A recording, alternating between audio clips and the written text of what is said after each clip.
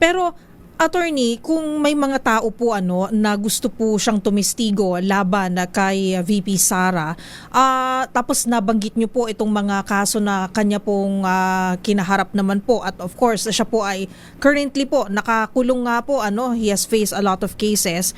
So ano po yung magiging message po nito sa publiko pag ganito po at kung ganito po ang mangyayari?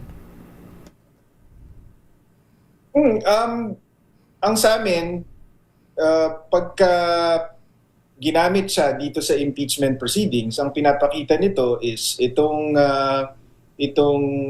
House Justice Committee, willing sila mag-entertain ng ganitong klaseng testigo na hindi credible, na gawa-gawa lang ang testimonya para lang iusad itong political agenda nila laban kay VP Sara. Yun ang nakikita namin.